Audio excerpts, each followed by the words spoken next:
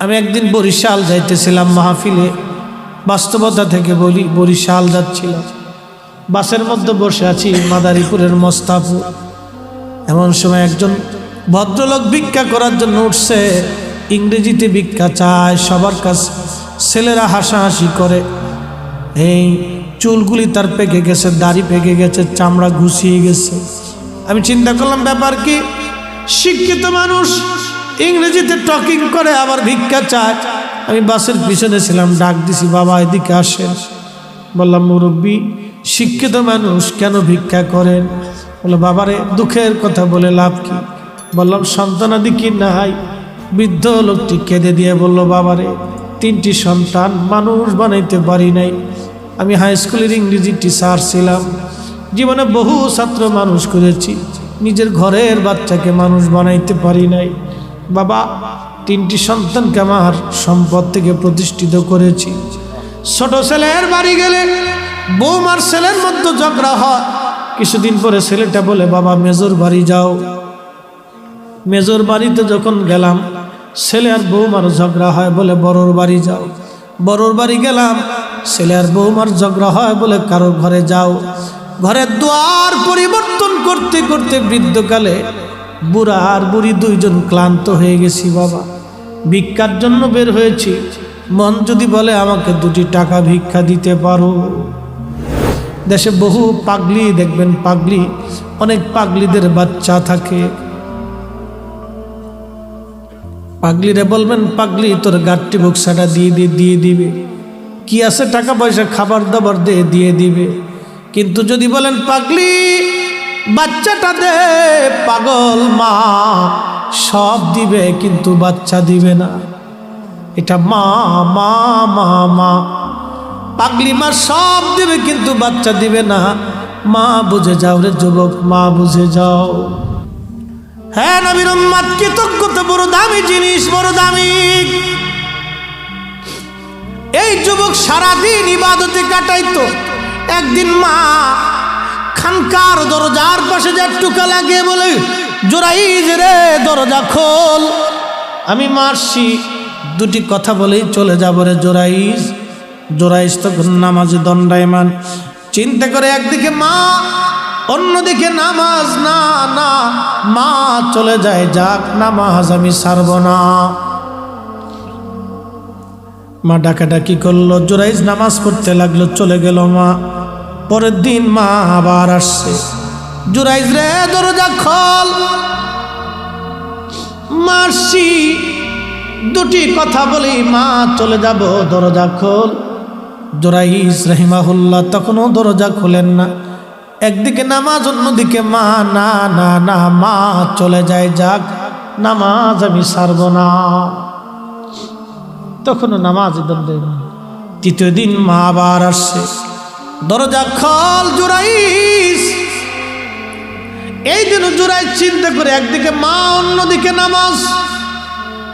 যুবক মা কি জিনিস বুঝে যাও, বাবা কি জিনিস বুঝে যাও। মা চলে যাই, যাক আমি নামাজ ছাড়ব না। জোরাইজের কিন্তু অপরাধ একটাই, মার ডাকে সাড়া দেয় না। সে কিন্তু বড় পাক্কা নামাজি ছিল, বড় বুজুর্গ ছিল। এই মা হাত বাড়াই দিছে, আল্লাহ আজকে 3 দিন হলো আমার জোরাইজকে ডাকি, আমার জোরাইজ আমার ডাকে সাড়া দেয় না। আল্লাহ আমার জোরাইজকে দুনিয়ায় কোনো জেনাকারিনী মহিলার অপবাদ না দিয়ে, অপদস্থ না করাইয়া, যত বড়ই অলি হোক না কেন তোমার অপমান না করাইয়া কবরে তুমি ডাক দিও না গো আল্লাহ। হাই হাই হাই। নবীজি বলেন, সাহাবীরা জোরাইজের বিরুদ্ধে মায়ের বদদুয়ার সাথে সাথে আসমান জগতে কবুল হয়ে গেল। যুবকদেরকে বলি, মা যদি অন্ধ হয়, ল্যাংড়া হয়, বোবা হয়, কানা হয়, অর্ধ পাগল হয়, মূর্খ হয়, অশিক্ষিত হয়, মালিকের আসমানে দোয়া করতে দেরি হবে রে, দোয়াগুলি কবুল হতে দেরি হবে না। এই জন্য আল্লাহ বলছে, আনিশকুরলি, আমি আল্লাহর শুকর কর। ওয়ালি ওয়ালি দাইক, বাবা মার শুকর করো। নবীজি বলেন, মা দোয়া করতে দেরি হয়েছে, বদদোয়া আসমানে কবুল হতে দেরি হয় নাই। জোরাইজ জানতো না অবস্থা কি হবে। ও বুজুর্গ নামাজি রত হয়ে গেল, মা চলে গেল, বহুদিন পরে বিপর্যয় ঘটে গেল। ওই জুরাইদের খানকার পাশে এক যুবক রাত্রিবেলা ঘুমাইতো, ও ছিল রাখাল। ওই যুবকের সঙ্গে এলাকার একটা মেয়ের অবৈধ সম্পর্ক হয়ে তারা জেনা করলো। জেনার কারণে ওই নারী তার গর্ভে বাচ্চা কনসেপ্ট হলো।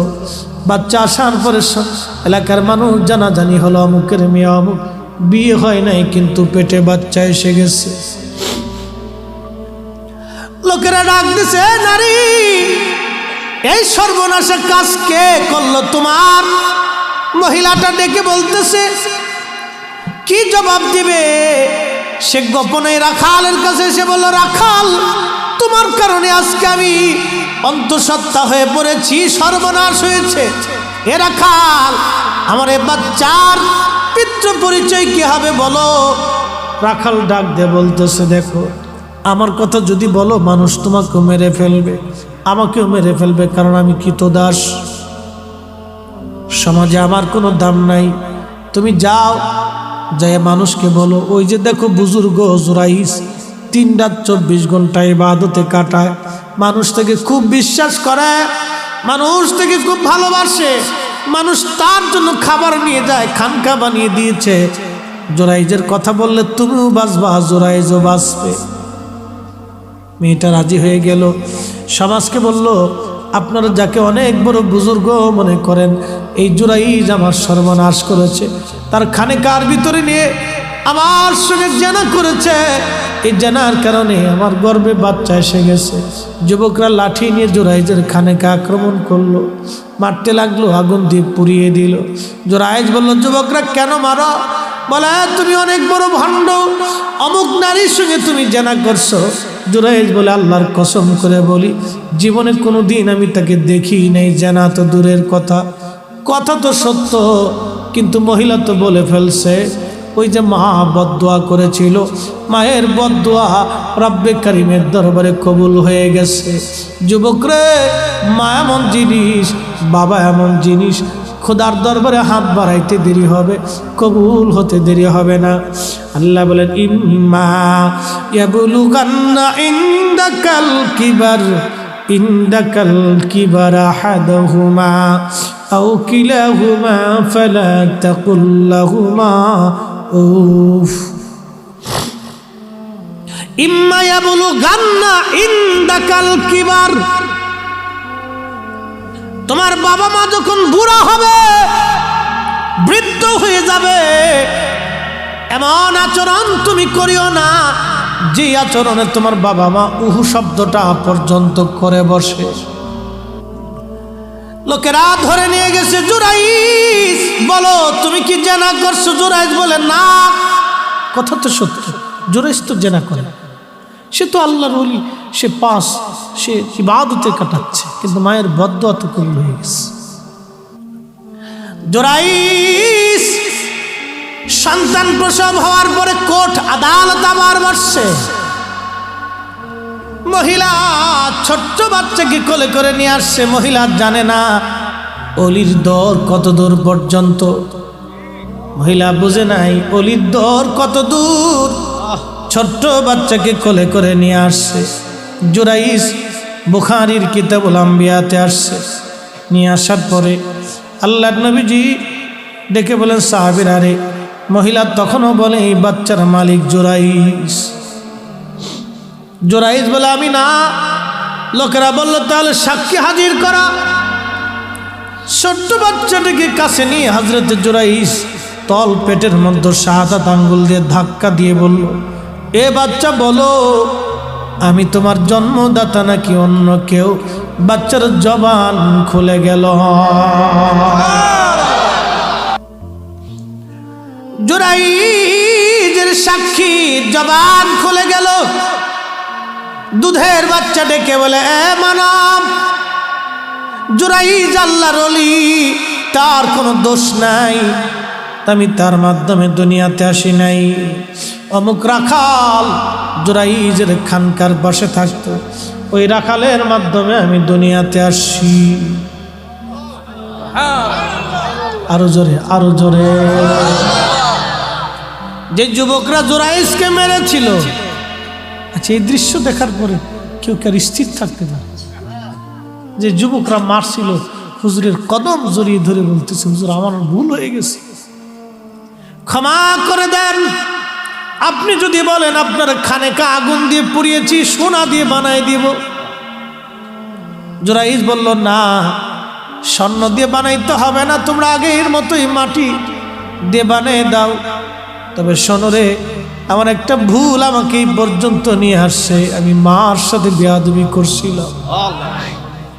যুবকরা রে, আমি মায়ের সাথে বেয়াদবি করেছি, মার সাথে বেয়াদবির জন্যে মা বদদুয়া করেছিল রে যুবকরা, যার কারণে আজ আমি জানাকারিনী মহিলার অপবাদ আমাকে শুনে অপদস্থ হতে হয়েছে। তোমাদেরকে বলি, মায়ের সাথে বেয়াদবি করবে না, কষ্ট দেবে না, মার অবাধ্য হয়েও না।